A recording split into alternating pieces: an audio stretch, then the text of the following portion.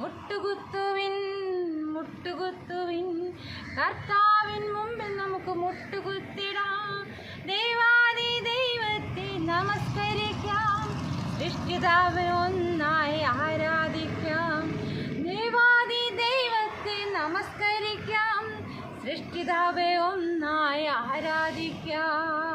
ഒറ്റുകാരുടെ പല പല കൂട്ടങ്ങൾ ദുർബല ഭാഗങ്ങൾ കണ്ടെത്തി. ഒറ്റുകാരുടെ പല പല കൂട്ടങ്ങൾ ദുർബല ഭാഗങ്ങൾ കണ്ടെത്തി.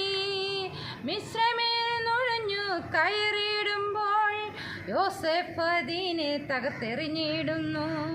മിസ്രൈമിൽ നുഴഞ്ഞു കയറിയിടുമ്പോൾ യോസേഫ് അതിനെ തകർത്തെറിഞ്ഞിടുന്നു.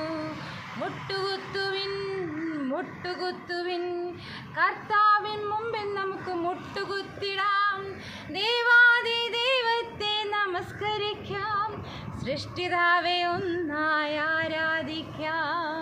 സുവർണ്ണ സരപ്പളി കഴുത്തിലണിഞ്ഞ് മുദ്രമോതിരം വിരലിലണിഞ്ഞ്, സുവർണ്ണ സരപ്പളി കഴുത്തിലണിഞ്ഞ് മുദ്രമോതിരം വിരലിലണിഞ്ഞ്, രണ്ടാം രഥത്തിൽ ചുറ്റിയടിക്കും മിസ്രൈം മേലധികാരി യോസേഫല്ലോ.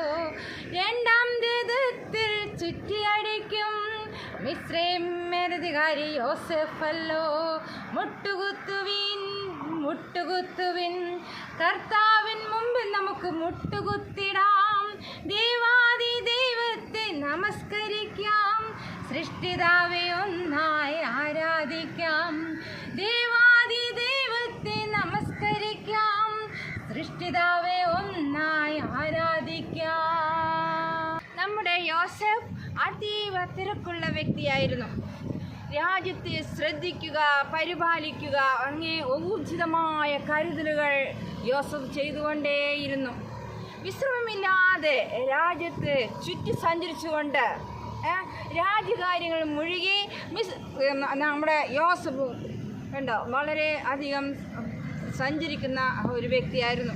മിസ്രൈം രാജ്യം സമ്പന്നതയിൽ വന്നുകൊണ്ടിരിക്കുമ്പോൾ നുഴഞ്ഞുകയറ്റക്കാരും പലരും കയറി വന്നു. അവരെയും തകർത്ത് മിസ്രൈം ദേശത്തെ സംരക്ഷിച്ച് നമ്മുടെ യോസഫ്. പ്രിയരെ, നാമും നമ്മുടെ ദേശത്തിലെ കാവൽക്കാരാണ്. നമ്മൾ രാജ്യത്തെ ശ്രദ്ധിക്കേണ്ടവരാണ്, പ്രാർത്ഥനയിൽ ഉച്ചരിക്കേണ്ടവരാണ്. നമ്മുടെ രാജ്യത്തൊക്കെയും ആത്മഹത്യകൾ പെരുകുകയാണ്. അതുപോലെ മയക്കുമരുന്നിനാൽ അടിമപ്പെട്ടുകൊണ്ട് അനേക കുടുംബങ്ങൾ ശിഥിലമായിക്കൊണ്ടിരിക്കുന്നു. അങ്ങനെ ഒത്തിരി ദേശത്ത് ദോഷകരമായ കാര്യങ്ങൾ നടന്നുകൊണ്ടിരിക്കുമ്പോൾ നമുക്ക് ഉറങ്ങാനായിട്ട് സമയമില്ല. നമ്മൾ വളരെ ജാഗ്രതയോടെ പ്രാർത്ഥിക്കുകയും ദേശം ചുറ്റി സഞ്ചരിച്ചുകൊണ്ട് പ്രയർ യാത്രകൾ ചെയ്യേണ്ടതും വളരെ അത്യാവശ്യമായ കാലഘട്ടത്തിലാണ് നമ്മളായിരിക്കുന്നത്. നമുക്ക് തുടർന്നുകൊണ്ടേയിരിക്കാം. അങ്ങനെ ശത്രുവായ സാത്താൻ്റെ സകല പ്രവൃത്തികളെയും നമുക്ക് പ്രാർത്ഥനയിലൂടെ തകർത്തെറിഞ്ഞ് മുന്നേറാം. കർത്താവ് നമ്മെ സഹായിക്കട്ടെ. ഇവിടെ 3 ദിവസം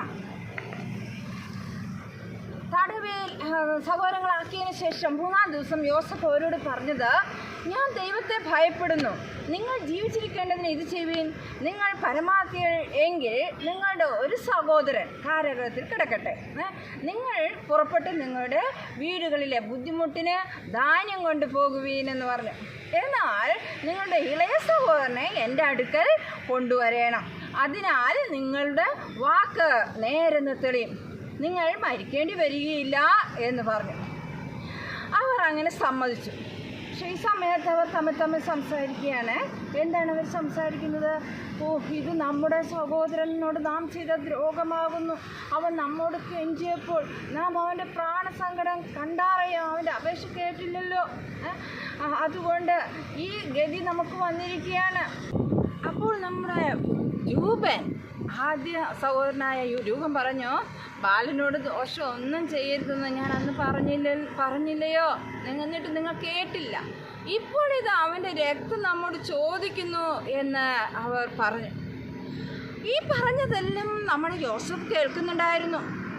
എന്നാൽ യോസഫ് അവരോട് സംസാരിച്ചത് ദ്വിഭാഷ മുഖാന്തരമായിരുന്നതുകൊണ്ട് അവർ അത് ഗ്രഹിച്ചു.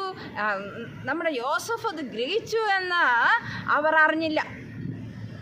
അവൻ അവരെ വിട്ടുമാറി. യോസഫ് സങ്കടം സഹിക്കാൻ വയ്യാതെ അവിടെ മാറിപ്പോയി കരഞ്ഞു. പിന്നെ അവരുടെ അടുക്കൽ വന്നിട്ട് അവരോട് സംസാരിച്ചു. അവരുടെ കൂട്ടത്തിൽ നിന്ന് ശിമയോനെ അവർ കാണുകയെ ബന്ധിച്ചു. എന്നിട്ട് അവരുടെ ചാക്കിൽ ധാന്യം നിറപ്പാനും അവരുടെ ദ്രവ്യം അവരവരുടെ ചാക്കിൽ തിരികെ വയ്പ്പാനും വഴിക്ക് വേണ്ടിയ ഭക്ഷണം അവർക്ക് കൊടുപ്പാനും യോസഫ് കൽപ്പിച്ചു. അങ്ങനെ തന്നെ അവർ ചെയ്തു. അവർ ധാന്യം കഴുതപ്പുറത്ത് കയറ്റി അവിടെ നിന്ന് പുറപ്പെട്ടു. വഴി അമ്പലത്തിൽ വെച്ച് അവരിലൊരുത്തൻ കഴുതയ്ക്ക് തീൻ കൊടുപ്പാൻ അഴിച്ചപ്പോൾ തൻ്റെ ദ്രവ്യം ചാക്കിൻ്റെ വായ്ക്കൽ ഇരിക്കുന്നത് കണ്ടു. തൻ്റെ സഹോദരന്മാരോട്, എൻ്റെ ദ്രവ്യം എനിക്ക് തിരികെ കിട്ടി, അത് ഇതാ എൻ്റെ ചാക്കിലിരിക്കുന്നു എന്ന് പറഞ്ഞു. അപ്പോൾ അവരുടെ ഉള്ളം തളർന്നു. അവർ വിറച്ചു. ദൈവം നമ്മോട് ഈ ചെയ്തത് എന്താ എന്നവർ ആശങ്കാകുലരായി തമ്മിൽ പറഞ്ഞു.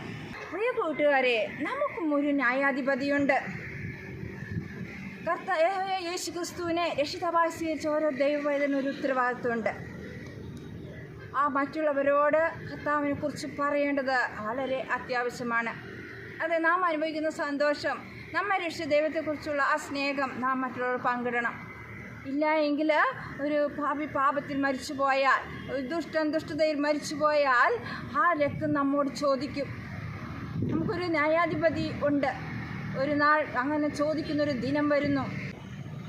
ഒരു നാൾ നശ്വര ലോകം വിട്ടുപിരിയും നാം അതിവേഗം, അങ്ങേ കരയിൽ നിന്നും നമ്മൾ നേടിയതെന്തെന്നും. ഇതൊക്കെ നമ്മുടെ വാക്യം. 1 കൊരിന്ത്യർ 15:3-4 വാക്യങ്ങൾ. ക്രിസ്തു നമ്മുടെ പാപങ്ങൾക്ക് വേണ്ടി തിരുവചനങ്ങളിൻ പ്രകാരം മരിച്ചു, അടക്കപ്പെട്ടു, തിരുവചന പ്രകാരം 3-ാം നാൾ ഉയർത്തെഴുന്നേറ്റു. പാടാം. ക്രിസ്തു നമ്മുടെ പാപങ്ങൾക്ക് വേണ്ടി തിരുവചനങ്ങളിൻ പ്രകാരം മരിച്ചു, അടക്കപ്പെട്ടു, തിരുവചനങ്ങളിൻ പ്രകാരം 3-ാം നാൾ ഉയർത്തെഴുന്നേറ്റു. 1 കൊരിന്ത്യർ 15:3-4 വാക്യങ്ങൾ. 1 കൊരിന്ത്യർ 15:3-4 വാക്യങ്ങൾ. God bless you.